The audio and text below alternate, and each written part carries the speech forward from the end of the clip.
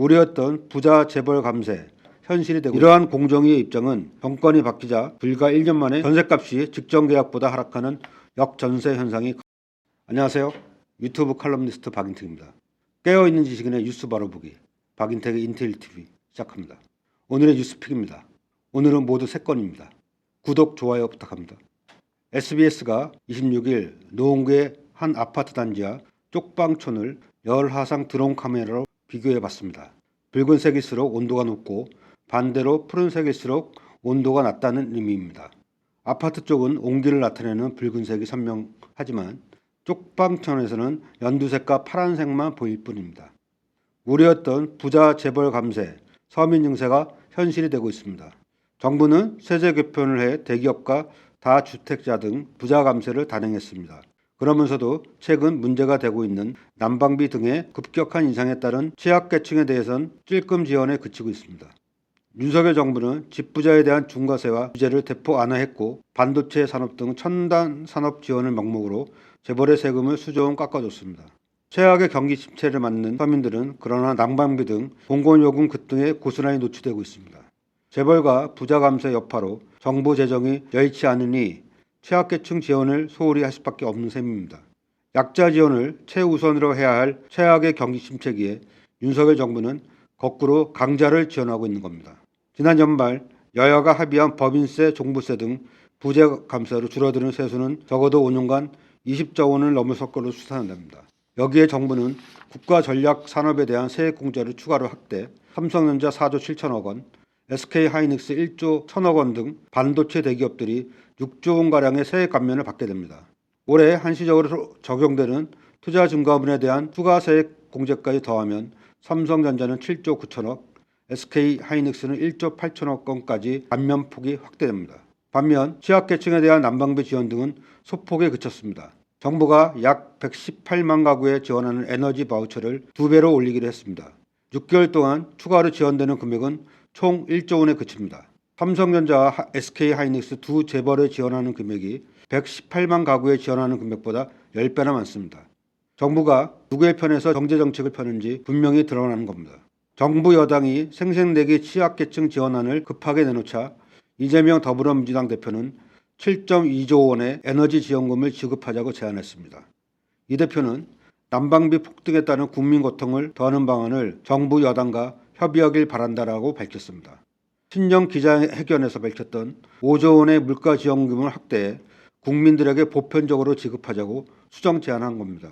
이 대표는 소요되는 재원 마련을 위해 성과급 전치를 벌이고 있는 에너지 기업에 대해 횡재세인 부담금을 부과하는 방안도 검토해야 한다는 입장입니다. 이 대표는 에너지 기업이 과도한 불로소득 또는 과도한 영업이익을 취한 것에 대해 전 세계에서 이미 시행하듯 횡재세 개념의 부담금을 검토해야 한다고 말했습니다. 사회적 갈등을 유발할 소지가 큰 윤석열 정부의 부자 감세, 서민 증세 기조와 횡재세를 도입해서라도 국민 부담을 줄이자는 민주당의 제안 중 무엇이 경제 정의에 부합할지 뻔하지 않습니까? 이런 와중에 윤석열 정부는 또 노골적으로 친재벌 반노동 입장을 명확히 했습니다. 법무부가 노동조합 등의 집단 행동에 대해 강경 대응하겠다. 공정거래위원회는 재벌 규제를 완화하겠다고 각각 윤석열 대통령에게 업무 보고한 겁니다. 법무부는 불법 집단 행위가 집회 및 시위에 관한 법률에 위반되는 행위를 뜻한다며 노조 파업을 예시로 제시했습니다. 윤석열 정부의 이른바 노동개혁에 앞장서고 나선 겁니다. 실제로 이익 집단의 조직적 불법 행위에 대한 예시로 화물연대 총파업을 들면서 국가 경제와 국민 불편을 볼모로 한 불법 집단 행동은 불법과 비타협 원칙에 따라 배후까지 엄단하겠다라고 밝혔습니다. 법무부의 이러한 반노동 기치에 반해 공정거래위는 친재벌 기치를 올렸습니다. 공정위는 재벌의 공시대상 기준을 손보겠다고 윤 대통령에게 업무 보고했습니다. 공시대상 기업 집단으로 지정된 기업에는 사익 편취 규제와 공시 의무가 부여되는데 이를 대폭 완화하겠다는 것입니다. 공시대상 기업 집단 지정은 재벌의 경제로 집중을 막기 위한 규제입니다. 현재 공시대상 기업 집단 기준은 자산 규모 5조 원 이상인데 공정위는 이 기준을 GDP와 연동하거나 7조 원 이상 등으로 상향한다는 방침입니다. 7조 원으로 상향되면 공시대상 기업 집단 대상수는 기존 76개에서 56개로 20개, 즉 26% 급감합니다. 이렇게 공시 대상 기업 집단에서 제외되면 계열사가 주식 소유 현황, 특수관계인과 거래 현황 등 각종 공시 의무에서 벗어납니다. 재벌 총수 일가의 일감 몰아주기 등 사익 편취 규제 또한 적용받지 않게 됩니다. 이러한 공정위의 입장은 정권이 바뀌자 불과 1년 만에 정면으로 뒤집힌 겁니다. 전셋값이 직전 계약보다 하락하는 역전세 현상이 가속화하고 있습니다. 이에 세입자들은 전세 보증금을 제때 못 받을까 전전긍긍이고 집주인들은 세입자의 전세 대출 이자를 대신 내주는 등 계약을 갱신하기 위해 안절부절 못하고 있습니다.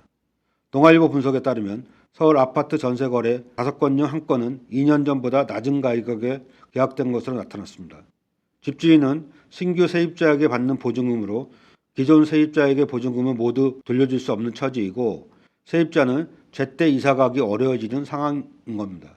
이 신문이 최근 3개월간 서울 아파트 전세 거래를 분석한 결과 전체의 21%에서 역전세가 발생해 2년 전 가격에 비해 2억에서 3억 원 떨어진 거래가 많은 것으로 나타났습니다.